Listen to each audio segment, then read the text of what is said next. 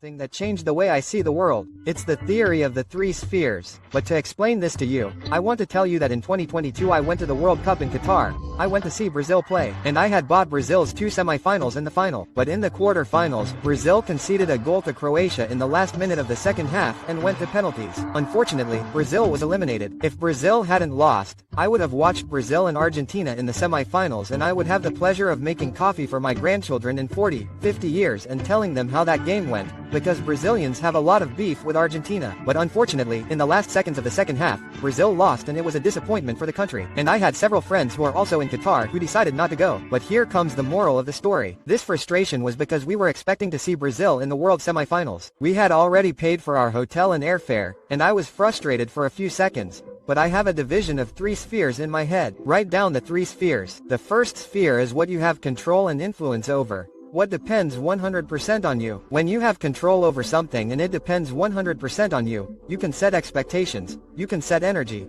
because getting up and getting a glass of water depends 100% on you. Sticking to your diet, following the food menu that you created, your nutritionist created, depends 100% on you. The people you allow to become your friends depends 100% on you. Everything depends 100% on you. I tell you, set expectations, set energy, because it depends only on you. And if it goes wrong, you'll say, wow, it's 100% my fault. And if it works out, you'll hit the P and say, hey, I'm good. This was 100% up to me, so I went ahead and did it. Quote. Now there's the second sphere. What is the second sphere? The second sphere is that which doesn't depend 100% on you. The second sphere is that which you have no control over, but you have the power to influence. Let's look at some examples. For example, I don't order my girlfriend around. I don't order my uncle or my employees around. I don't order people around, but I have the ability to influence them. So, you can't have expectations about their behavior, because that doesn't depend 100% on you. You can have a percentage of expectations about the percentage of behavior that corresponds to the percentage of influence you have over the person, but never about the final result, because that will generate frustration in you. Oh, my team didn't do what I wanted. Oh, my girlfriend or my boyfriend didn't do what I wanted. Oh, you can't order people around. How can you let your happiness and expectations depend on the behavior of a third party that does not depend on you? You only have the ability to influence. It is very emotionally immature to allow yourself to be very frustrated expecting behavior from a third party that you do not control, that you have no control over. This is a lack of emotional intelligence. So the first sphere is to have absolute control. I put energy and expectations into it because it depends only on me. The second sphere is that I have no control, but I have the power to influence. And the third and final sphere is that I have no control and no influence. Oh, over something that I have no control, I have no influence. I cannot outsource my happiness or my expectations to that because it does not depend on me. I will give you several examples. I went out to train, it started to rain. So I started to sulk, so I stopped running on the street because now it started to rain. Yes, it is raining. Immaturity. Over something that does not depend on you, you have no power to influence, you have no control, it is up to you to react. You have to accept and adapt only to that. So, it started to rain, either I run in the rain or I train indoors. But I can't be sad because it's raining, because that doesn't depend on me. A big case that happened all over the world was the pandemic.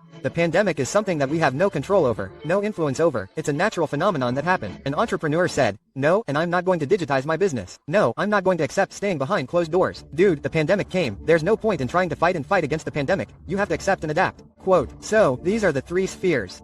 Absolute control, first sphere. Second sphere I have no control over, but I have the power to influence. And third sphere I have no control and no influence. It's up to me to just react, adapt, accept and react. And in these 3 ways, you will always have high energy and you will avoid frustration. By avoiding frustration, you reduce your anxiety. By avoiding frustration and reducing anxiety, you can have more power and energy to make decisions, to act, to sell, to communicate, to lead people, to produce as a human being who will prosper and change their